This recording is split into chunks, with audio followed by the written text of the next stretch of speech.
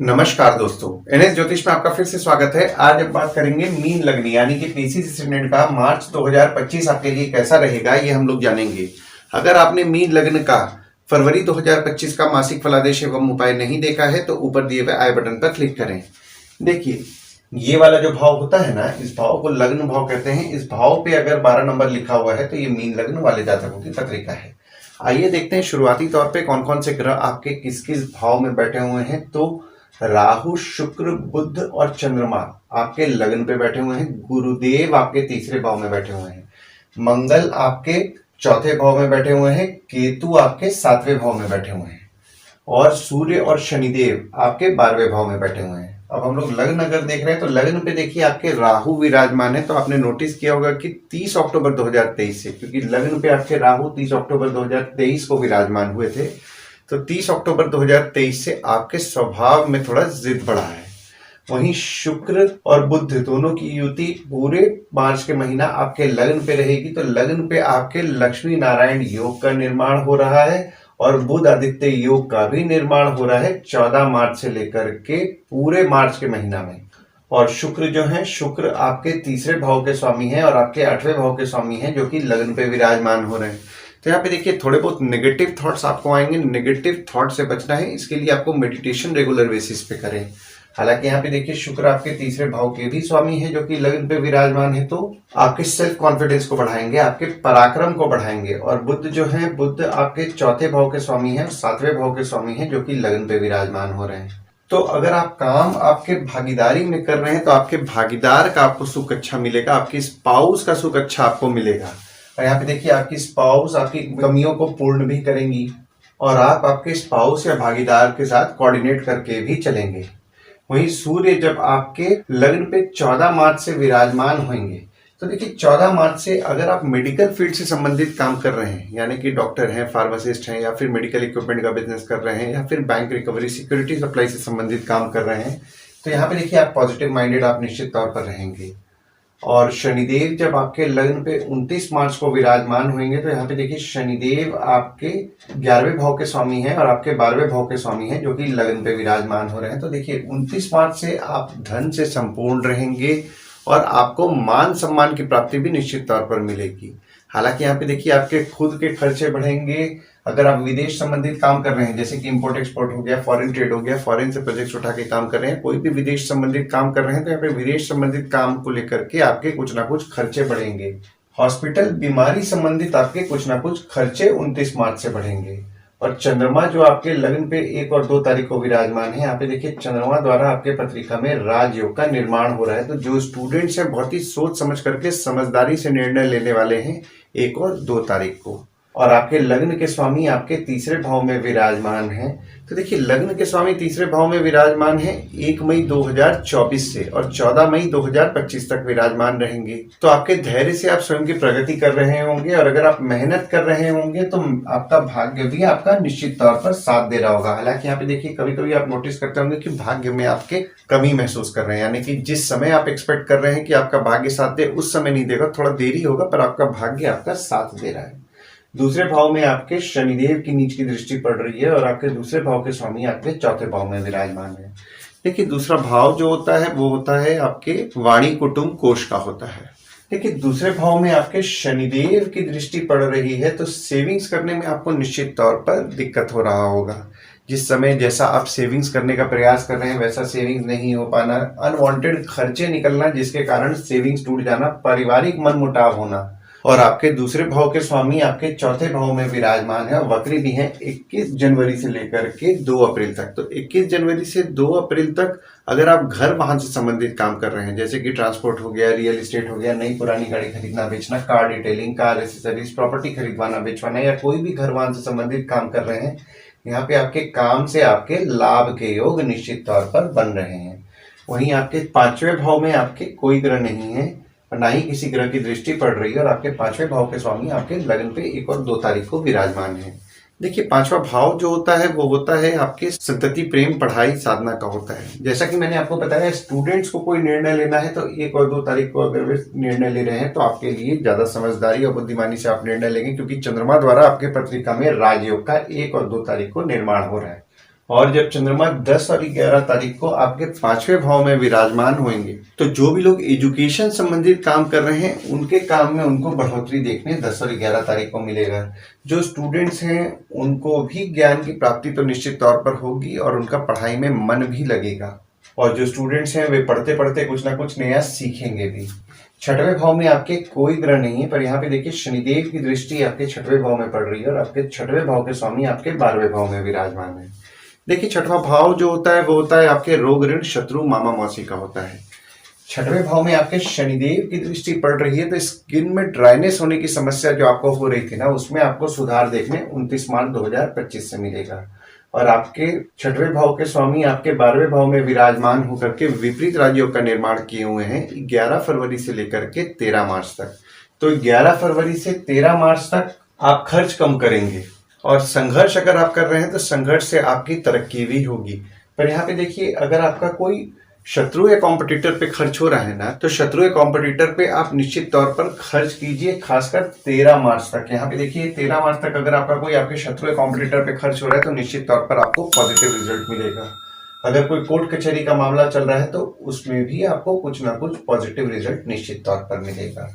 7वें भाव में आपके केतु विराजमान है, गुरुदेव की दृष्टि पड़ रही है और शनिदेव की दृष्टि 29 मार्च से पड़ेगी और मंगल की दृष्टि पड़ रही है और आपके 7वें भाव के स्वामी आपके लग्न पे विराजमान है।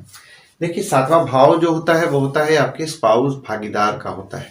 7वें भाव में आपके केतु विराजमान है 30 अक्टूबर 2023 से। तो 30 अक्टूबर 2023 से आपने नोटिस किया होगा कि आपके स्पाउस या भागीदार थोड़े से अनप्रिडिक्टेबल सा बिहेव कर रहे हैं, वे बोलेंगे कुछ करेंगे कुछ। हालांकि यहाँ पे देखिए आपके संबंध में आपके मजबूती देखने आपको मिल रहा है और आपके स्पाउस या भागीदार को गुस्सा भी यानी कि क्रोध ज्यादा आ रहा है। यहाँ पे डिप्लोमेटिकली आप चीजों को अगर आप हैंडल कर रहे हैं तो आपको ज्यादा अच्छा रिजल्ट मिल रहा है।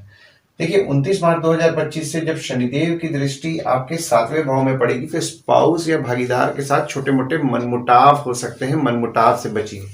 क्योंकि यहाँ पे देखिए गुरुदेव का जो शुभ फल मिल रहा था उस शुभ फल में भी आपको कमी देखने मिलेगा, क्योंकि यहाँ पे देखिए गुरुदेव शनिदेव की दृष्टि में आ जा रहे हैं तो गुरुदेव का जो शुभ फल आपको जिस तरीके का मिल रहा था वैसा नहीं मिलेगा।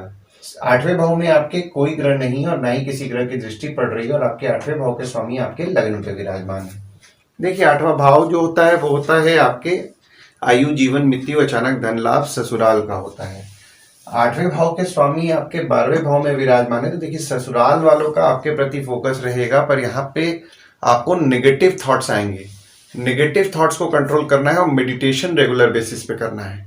9वें भाव में आपके कोई ग्रह नहीं है, पर यहाँ पे देखिए शनिदेव की दृष्टि पड़ रही है और गुरुदेव की दृष्टि पड़ रही है और आपके 9वें भाव के स्वामी आपके 4थे भाव में विराजमान होकर के केंद्र त्रिकोण राजयोग का निर्माण किए हुए हैं 21 जनवरी 2025 से, और ये निर्माण 2 अप्रैल 2025 तक रहेगा।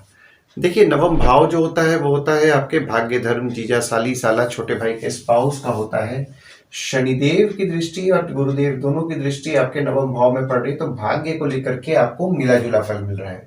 पर जो लोग घर वाहन लेने का सोच रहे हैं उनके लिए उनका भाग्य निश्चित तौर पर साथ दे रहा है और ये साथ उनका 2 अप्रैल 2025 तक देगा। और जो लोग घर वाहन से संबंधित भी काम कर रहे हैं जैसे कि ट्रांसपोर्ट हो गया, रियल एस्टेट हो गया, नई पुरानी गाड़ी खरीदना बेचना, car detailing, car accessories, property खरीदवाना बेचवाना, या कोई भी घर वाहन से संबंधित काम कर रहे हैं, यहाँ पे उनके काम में भी उनका भाग्य निश्चित तौर पर उनका साथ दे रहा है। देखिए शनिदेव और गुरुदेव दोनों की दृष्टि आपके 9वें भाव में पड़ रही है तो आपके जीजा साली साला छोटे भाई के स्पाउस हो गए, उनके साथ आपके संबंध में आपको मिला जुला फल मिल रहा होगा। 10वें भाव में आपके कोई ग्रह नहीं है, पर यहाँ पे देखिए शनिदेव की दृष्टि 29 मार्च 2025 से पड़ेगी और मंगल की दृष्टि आपके 10वें भाव में पड़ रही है और आपके 10वें भाव के स्वामी आपके 3रे भाव में विराजमान है। देखिए 10वां भाव जो होता है वो होता है आपके बॉस, पिता, काम, ऑफिस का होता है। देखिए थोड़ा पीछे जाते हैं, जो आपके 10वें भाव के स्वामी हैं आपके 3रे भाव में विराजमान है 1 मई 2024 से और 14 मई 2025 तक विराजमान रहेंगे। तो आपके बॉस हो गए, पिता हो गए, उनसे आपको हिम्मत मिलेगी, काम से आपको हिम्मत मिलेगी। और अगर आपके काम के लिए आपको भाग दौड़ करने मिल रहा है तो भाग दौड़ निश्चित तौर पर कीजिए, खासकर 28 मार्च तक आपके लिए लाभदायक रहेगा। 29 मार्च से जब शनिदेव की दृष्टि आपके 10वें भाव में पड़ेगी तो यहाँ पे आपके बॉस हो गए, पिता हो गए, उनसे छोटे मोटे मनमुटाव हो सकते हैं, आपके काम में थोड़ी बहुत बाधाएं बढ़ सकती हैं और मंगल की दृष्टि भी आपके दशम भाव में पड़ रही है 21 जनवरी से 2 अप्रैल तक। तो देखिए यहाँ पे समझदारी और डिप्लोमेटिकली से अगर आप चीज़ों को हैंडल कर रहे हैं तो ज़्यादा अच्छा है, क्योंकि यहाँ पे आपके बॉस हो गए, पिता हो गए, उनको क्रोध ज़्यादा आएगा। समझदारी और डिप्लोमेटिकली से हैंडल करें, और अगर आप समझदारी और डिप्लोमेटिकली से अगर आप हैंडल कर रहे हैं ना तो आपको निश्चित तौर पर पॉजिटिव रिजल्ट भी देखने मिलेगा। 11वें भाव में आपके कोई ग्रह नहीं है, पर यहाँ पे देखिए मंगल की दृष्टि पड़ रही है और गुरुदेव की दृष्टि पड़ रही है, और आपके 11वें भाव के स्वामी आपके 12वें भाव में विराजमान है। देखिए 11वां भाव जो होता है वो होता है आपके आय, यानी कि इनकम, दोस्त, पहचान के लोग, कम्युनिकेशन, बड़े भाई बहन का होता है। 11वें भाव में आपके गुरुदेव की दृष्टि पड़ रही है और मंगल की दृष्टि पड़ रही है। देखिए यहाँ पे गुरुदेव और मंगल दोनों की दृष्टि आपके 11वें भाव में पड़ रही है। इनकम के लिए तो निश्चित तौर पर आपको शुभ फल प्रदान कर रहे हैं गुरुदेव, और इनकम भी आपका करा रहे हैं। पर यहाँ पे देखिए मंगल की दृष्टि आपके 11वें भाव में पड़ रही है, तो कम्युनिकेशन कोई करने का प्रयास कर रहे हैं, कम्युनिकेशन से भी आपके लाभ हो रहा है। पर यहाँ पे आपके बड़े भाई बहन हो गए, दोस्त हो गए, पहचान के लोग हो गए, उनके स्वभाव में थोड़ा सा एग्रेसिव स्वभाव रहेगा। आप उनको कोई काम बोलें और वे काम में थोड़ा डिले करें और उनको थोड़ा क्रोध भी ज्यादा आ रहा है, तो यहाँ पे आप डिप्लोमेटिकली अगर आप चीजों को हैंडल कर रहे हैं तो आपको ज्यादा अच्छा रिजल्ट मिलेगा। और आपके 11वें भाव के स्वामी आपके 12वें भाव में विराजमान है। 17 जनवरी 2023 से 28 मार्च 2025 तक विराजमान रहेंगे। देखिए ये जो आपका पीरियड बन रहा है ना, ये पीरियड में खासकर आपको पैसे मिल रहे हैं, पर आपके पैसे कहीं ना कहीं खर्च हो जा रहे हैं। आपके बड़े भाई बहन हो गए, दोस्त हो गए, पहचान के लोग हो गए, उन पे कुछ ना कुछ आपके खर्चे हो जा रहे हैं, आप सेविंग्स नहीं कर पा रहे हैं। पर अगर आप विदेश संबंधित काम कर रहे हैं, जैसे कि इंपोर्ट एक्सपोर्ट हो गया, फॉरेन ट्रेड हो गया, फॉरेन से प्रोजेक्ट्स उठा के काम कर रहे हैं, कोई भी विदेश संबंधित काम कर रहे हैं, तो यहाँ पे देखिए आपके काम से आपके लाभ के योग निश्चित तौर पर बन रहे हैं। 12वें भाव में आपके सूर्य विराजमान है और शनिदेव विराजमान है, और यहाँ पे देखिए सूर्य और शनिदेव दोनों द्वारा आपके पत्रिका में विपरीत राज्यों का निर्माण है। देखिए 12वां भाव जो होता है वो होता है आपके खर्च, जेल, फॉरेन, हॉस्पिटल, मोक्ष का होता है। देखिए सूर्य और शनिदेव दोनों आपके 12वें भाव में विराजमान है और दोनों ग्रहों द्वारा आपके पत्रिका में विपरीत राज्यों का निर्माण हो रहा है। तो अगर आपके शत्रु या कॉम्पिटिटर पे कोई खर्चा हो रहा है ना, तो खर्चा निश्चित तौर पर कीजिए, उससे आपको लाभ होगा। क्योंकि यहाँ पे देखिए शनिदेव द्वारा आपके पत्रिका में जो विपरीत राजयोग बन रहा है वो 28 मार्च तक बन रहा है, और सूर्य द्वारा जो विपरीत राजयोग बन रहा है वो 13 मार्च तक बन रहा है। हालांकि यहाँ पे देखिए आप खर्च कम कर रहे हैं, पर आपके संघर्ष से आप सब कुछ हासिल करेंगे, और यहाँ पे देखिए पैसा खर्च करके आप सब कुछ हासिल करेंगे। अगर आपका पैसा कोई काम में खर्च हो रहा है तो निश्चित तौर पर आपको पॉजिटिव रिजल्ट भी देखने मिल रहा है, और आपके आरोग्य पे भी आपके खर्च हो रहा है। तो ओवरऑल अगर मैं देख रहा हूँ ना मार्च का महीना, तो मार्च के महीना में देखिए शुरुआती तौर पे आपका काम निश्चित तौर पर अच्छा चलेगा, और भाग दौड़ अगर आप आपके काम में कर रहे हैं तो आपको रिजल्ट मिलेगा। पर 29 मार्च 2025 के बाद काम में थोड़ी बहुत बाधाएं बढ़ेंगी, तो आपको इस चीज का ध्यान देना है। हालांकि देखिए इनकम के लिए निश्चित तौर पर आपको शुभ फल की प्राप्ति हो रही है, पर जब गुरुदेव शनिदेव की दृष्टि में आ जाएंगे तो गुरुदेव का जैसा शुभ फल आपको मिल रहा था उस शुभ फल में भी थोड़ी बहुत आप कमी महसूस करेंगे। आइए दोस्तों, अब हम लोग ये समझने का प्रयास करते हैं कि मार्च के महीना में गुड डेट्स, बैड डेट्स और रेमेडीज आपके लिए क्या होंगी। तो गुड डेट्स वो डेट्स हो जाते हैं जिस दिन अगर आप कोई नया काम शुरू करना चाह रहे हैं, कोई कंपनी में आपके एग्रीमेंट हो रहा है, कोई कंपनी में आपके ज्वाइनिंग हो रहा है, या फिर अगर आप कहीं बाहर जाने का प्लान कर रहे हैं, कोई भी अच्छा काम करना चाह रहे हैं, तो इस डेट्स को आप कंसिडर कर सकते हैं। तो डेट्स हो जाते हैं 7 से 11 तारीख, 24 से 26 तारीख। वहीं बैड डेट्स में अगर आप कहीं बाहर जाने का प्लान कर रहे हैं, कोई कंपनी में आपके एग्रीमेंट हो रहा है, कोई कंपनी में आपके ज्वाइनिंग हो रहा है, या फिर अगर आप कोई नया सामान खरीदना चाह रहे हैं, कोई भी अच्छा काम करना चाह रहे हैं, तो उस डेट्स को आप अवॉइड कीजिए। तो डेट्स हो जाते हैं 12 से 14 तारीख, 17 से 19 तारीख, 27 तारीख और 28 तारीख। इस डेट्स को आप कहीं लिख के रख लीजिए ताकि आपके ध्यान में रहे। और उपाय में आपको शनिदेव की पूजा नियम पूर्वक करनी है। शनिवार के दिन शनिदेव को तेल चढ़ाएं, और तेल चढ़ाते समय ओम शं शनिश्चराय नमः का जाप करें, और नीडी पीपल की मदद आप रेगुलर बेसिस पे करें।